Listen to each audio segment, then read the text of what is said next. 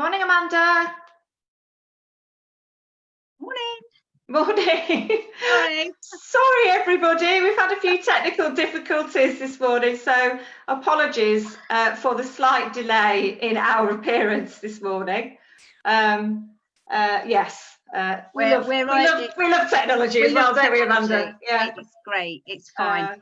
For some reason, it didn't want to stream live for me this morning, so thankfully, Kate hopped on and has managed to get it to work for her. It's obviously just me it doesn't like on a Friday morning. Oh, I'm sure it's not. That's okay. It's just technology. Everything's amazing when it works well, but when it doesn't work, it just goes a bit Pete Tong. And I was determined as well this morning to have it all. Yeah. Like, oh. I was determined to have all the music played right and everything, so I'm gutted, but never mind. It's lovely to see everybody this morning still. Yes, absolutely. And how are you this week, Amanda? What have you been up to? I've had a busy week, been doing lots of research, prospecting. Yes, we have to practice what we preach, don't we? We've been doing that, haven't we, this week? So that's been good. So all very good. And the weather was gorgeous yesterday as well. I don't know whether it was what it was like with you up north, but here down in Cotswolds, it was absolutely beautiful, clear blue skies, and it was like a breath of fresh air, which is obviously what we need at this moment in time. Cheers you up, doesn't it? Yeah, no, it was nice here as well, thankfully, which is unusual, but there you go. So today we're going to talk about your letters, aren't we? We've got the A to Z of Proactivity challenge coming up, which Kate is going to be doing. I think it's the week after next. Such a great challenge, because at the moment, I don't know about you, but I feel that I am being very reactive, definitely for my clients, because there's so much keeps changing. So it's like reacting to this and reacting to that. So it's really nice to go through 26 things, not that we're going to do 26 today, but 26 things that you can actually do and control and be proactive about. So yeah, it's quite nice to have, you know, the 26 things that you can focus on. I mean, we were having a conversation a little bit earlier, you know, if you don't have that focus and you've just been sort of not told, but you go, right, I'm going to task myself with the day of prospecting, you're like, oh, and then after a couple of hours, you just think, oh, I haven't got the will to live. So it is really nice just to have, like you say, the bite-sized, small, little bits of chunks that you can easily manage and you feel quite comfortable with, and you're like, yes, that's one ticked off, that's the second.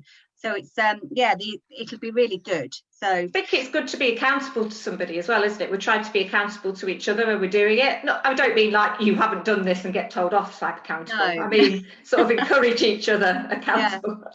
And honesty, isn't it? We're like, if we're saying I've done 2 hours, I've had enough, and you're like, okay, yeah, fine. But at least you've done 2 hours, and that's the thing. So exactly, it's 2 hours more than you'd done the previous day. Previous day, absolutely. So I know for a fact that one of the letters you've chosen today is one of your favourite letters, which is why I left it to you. Thank you, I appreciate it.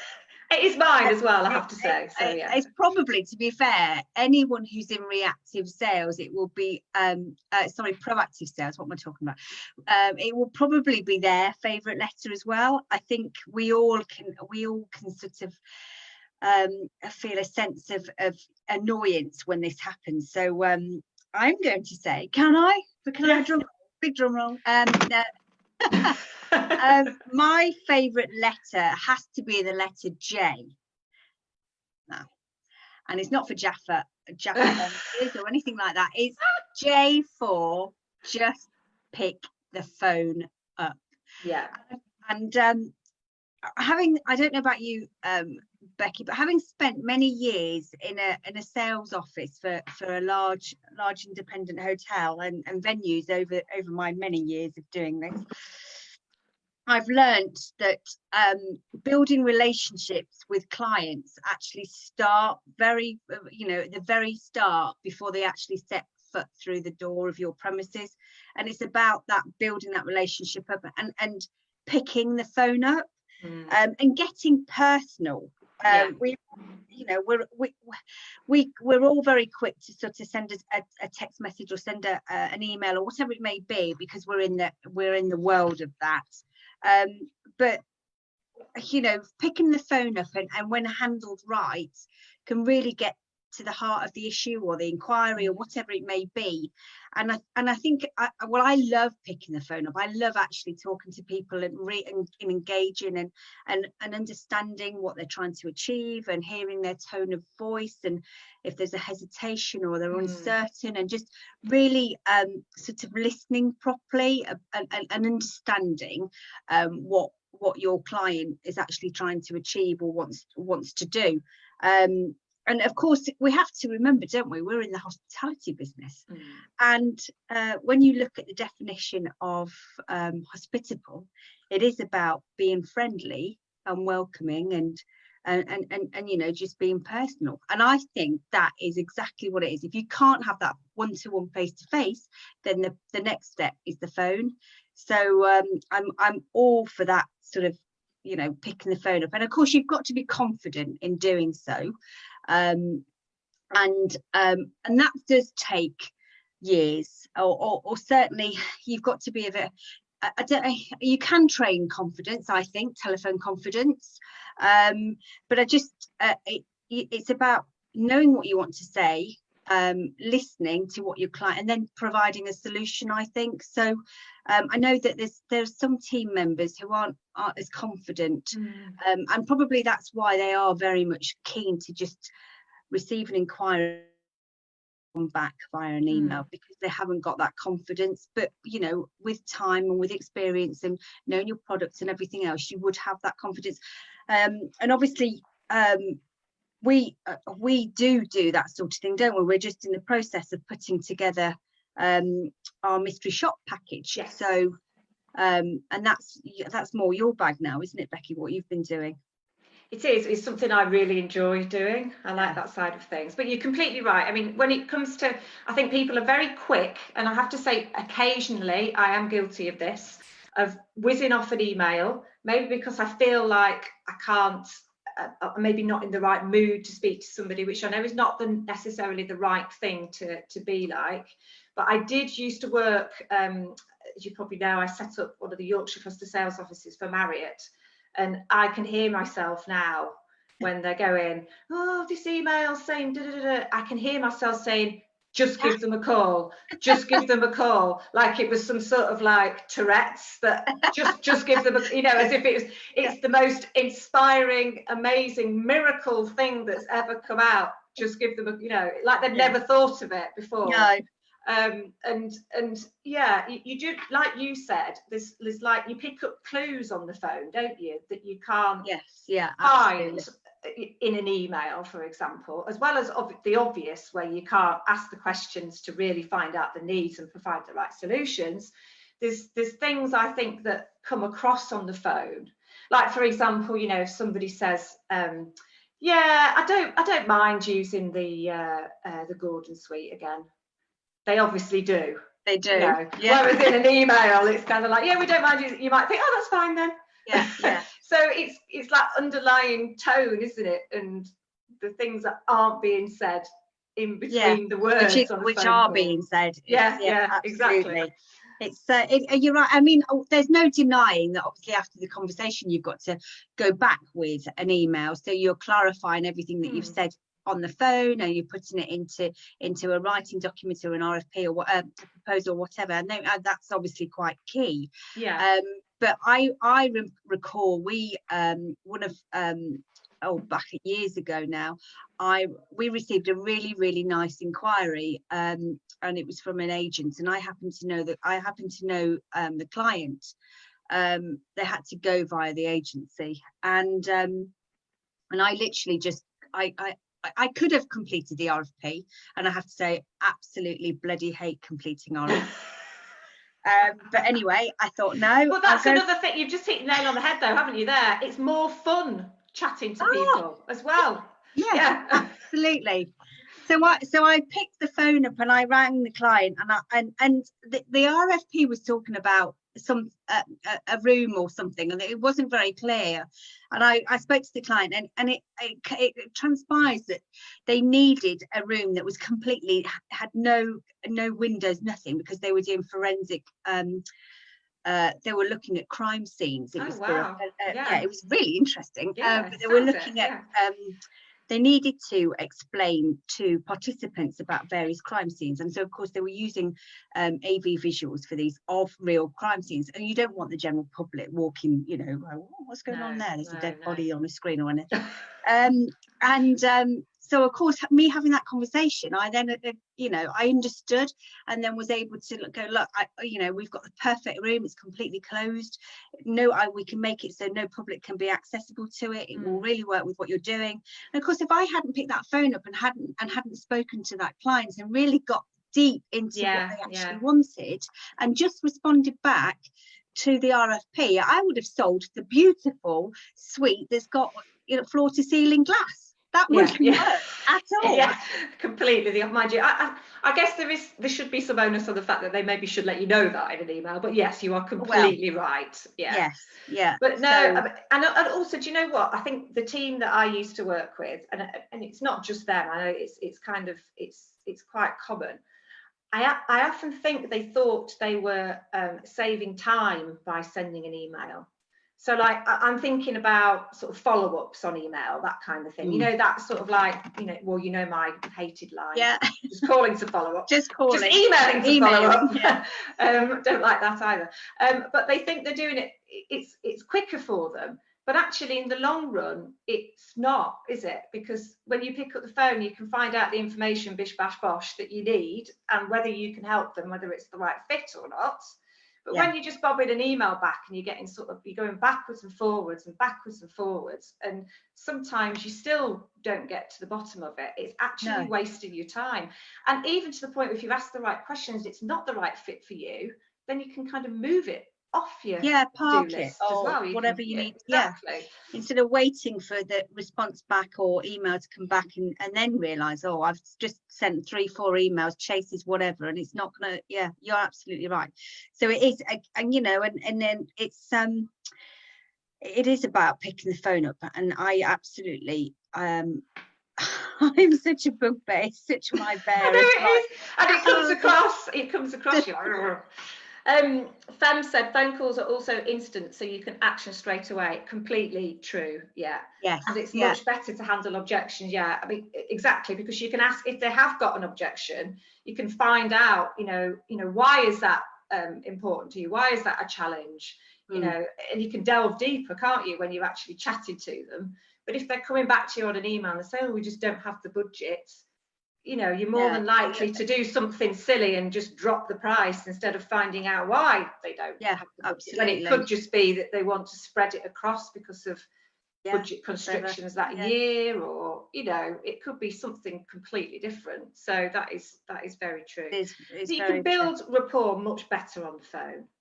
Much better on the phone than you can on an email. I mean, you can, you know, you can go back to them and talk about all the things that you talked to them about previously, find out if they'd had a good holiday and all that kind of thing. Whereas it's all very, you know, it's just, I don't know, we just live in that world now, don't we? I'm guilty of it sometimes with my friends as well, you know, sending them a text and not picking up the phone as much anymore, which I think at the moment we probably could all do with. We could all do with hearing a nice friendly voice, couldn't we? Definitely. So so do you? What I know we've said you don't tend. I was going to ask you about how you prepare for your telephone. I don't know about you, but I literally just can't wait to get on the phone and go. And I just can't. I just love it. I'm like, thanks so much for thinking of us. We're really delighted, and I just hope. Sometimes you have to be. I have to like rein it back. I know, because some of the agents will be like, oh, bloody hell. I'm sure they don't. I mean, it's nice to have somebody that's really interested in them and their business. I would have thought.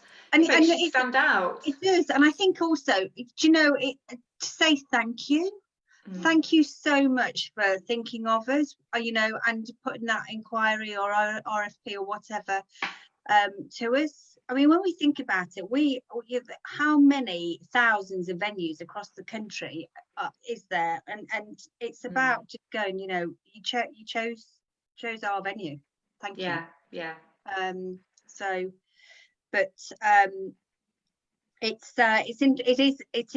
is an interesting letter that But I like. I think that leads us probably nicely on to your next letter, because by picking up the phone and being like that and being enthusiastic, you are showing genuine interest, aren't you?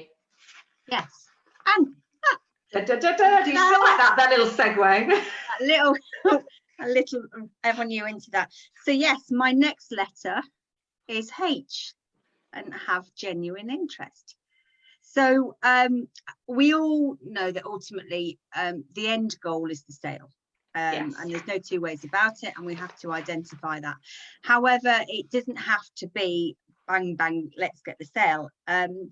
I do believe that if you show a genuine interest in getting to know your client, you potentially or hopefully will win the business anyway, but you don't know as a result of that what future business you will also receive, because you then are showing that you're personable, that you are you're showing empathy, you're caring about what your client's needs and requirements are,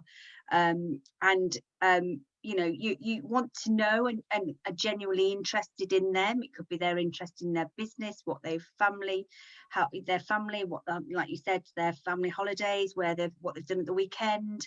And I think if you have that genuine interest, you've got a common ground to talk to them about. It you know, it could be you've had a conversation with them last week, they're going to London at the weekend, they're bringing their children, you follow it up. How was the London exactly trip? Yeah, you know, and how much more fun is it to chat to somebody like that, almost like you would on more of a personal level, than it is to kind of like just be sort of monotonous and boring and talk, you know. It's much more, it makes your job much more, I mean, like you, I love chatting to new people. Yeah. So I genuinely, most of the time, and obviously there's going to be the odd few, but I genuinely find people fascinating, and what you know, what they like to do sometimes outside of work, and also, you know, how they found things at the moment, you know, with COVID and everything, and how they're, sorry for the word, but pivoting. And I find it all really genuinely interesting, and I couldn't think of anything worse than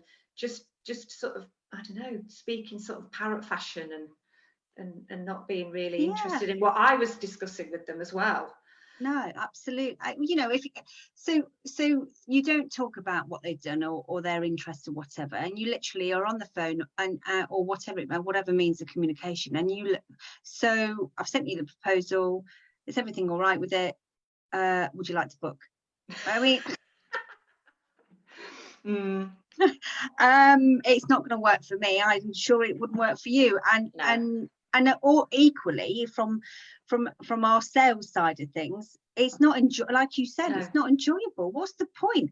I'm sorry, that's like, you're in the wrong job, I think. You're in the wrong job. Don't want to do that. Definitely. Yeah, you are in the wrong job, and it refers back again, and I know we harp on about it, selling savvy, but consultative selling. Yeah.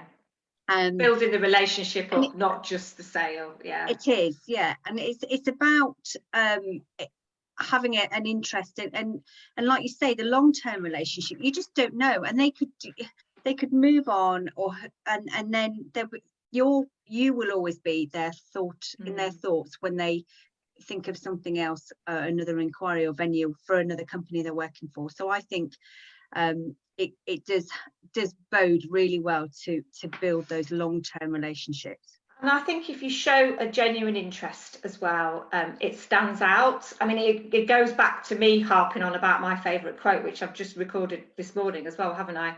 Yes. About people forget what you said, forget what you did, but people will never forget how you made them feel.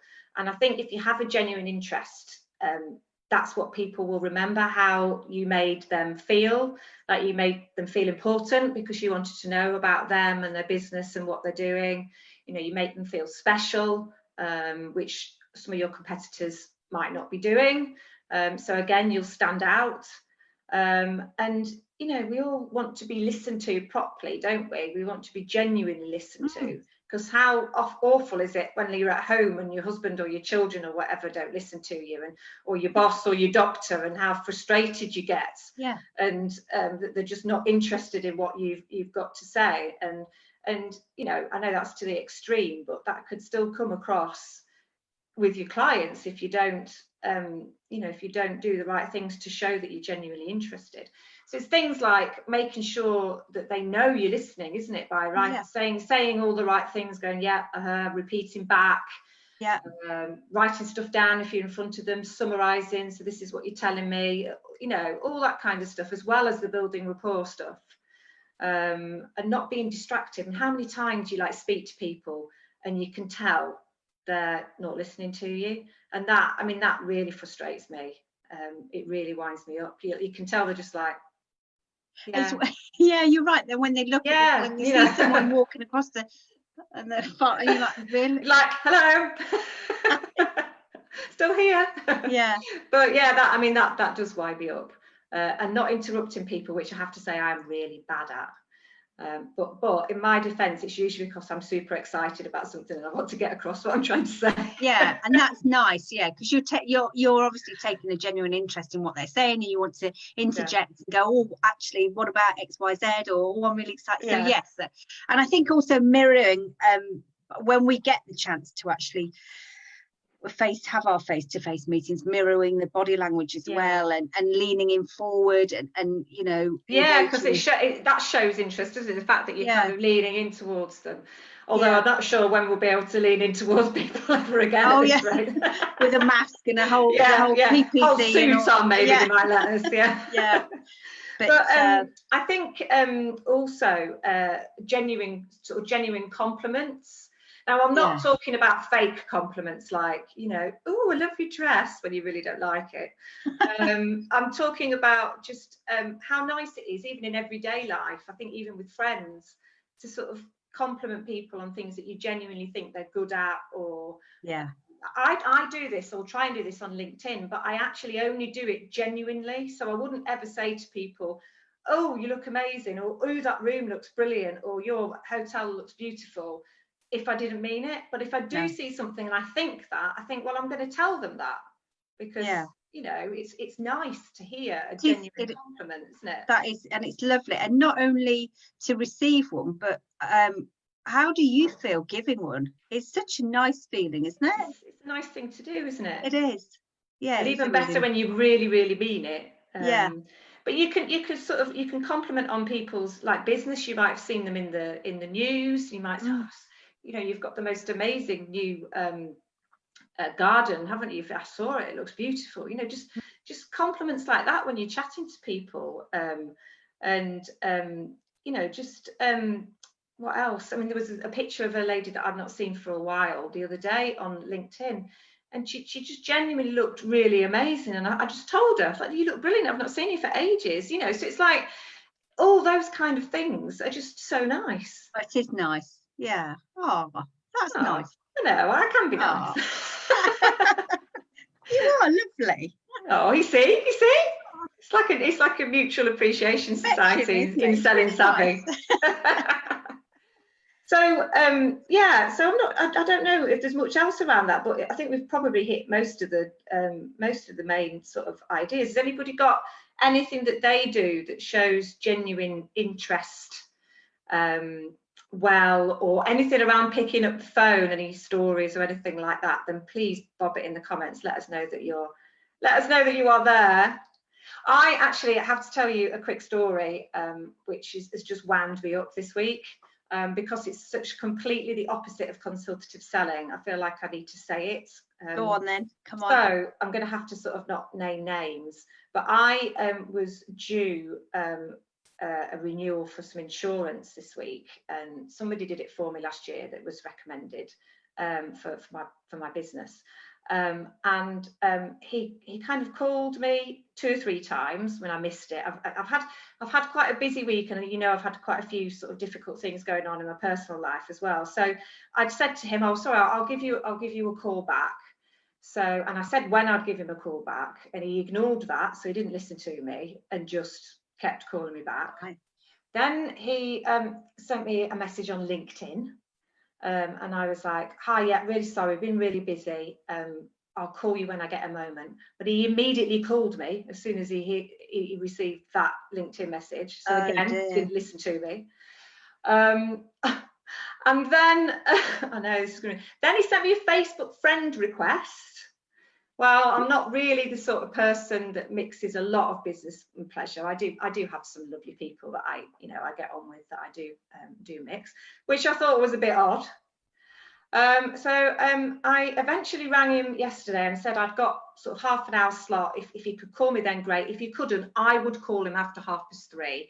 He ignored that and called me 3 times that afternoon at times that I said wasn't convenient for me.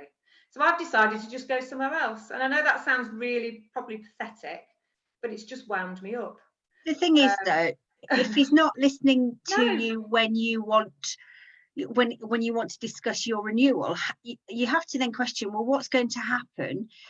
Should I need to, God forbid, but need to do, maybe call upon the insurance or whatever it may be. How well is he going to be listening at that point? It just reminded me of the opposite of consultative selling. It really, really did, because he really wasn't listening to what I was saying. And also something else that I think is quite important is we don't always know what's going on in other people's lives. I had a client a couple of years ago that wasn't getting back to me. I would never do what this guy did. I would never sort of pester in that way. And I found out he was going through a really bad divorce.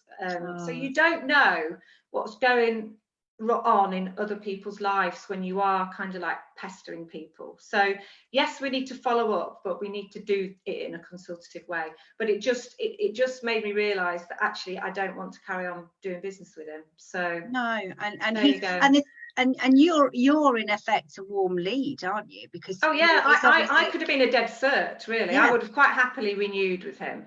And maybe I'm just being over the top, and it's because of the business that I'm in, and I'm analysing it when other people would probably not. But it's a bit full on with all of all of his actions he's done, I have to say, and also and that's with you, who he's already had business from.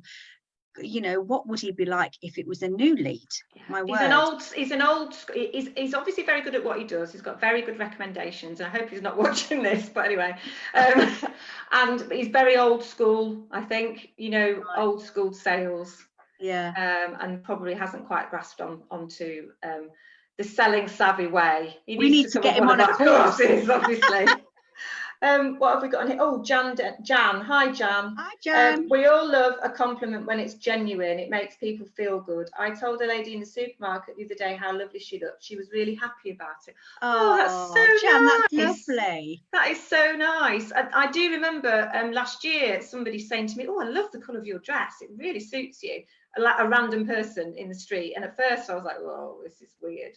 But actually, she obviously meant it, and I was just like, it really makes your day, doesn't it, Jan? Yes, so well done. That's so well lovely. done, Jan. That's lovely. Really nice. Right, so we are running over, so I better shut up now. Right, okay. So if you would like to find out about all 26 letters in a much more structured and challenging way, and possibly without any technical issues as well. Yes, there won't be any technical issues if Kate's involved. Then we have got the A to Z of Proactivity. 6th of November.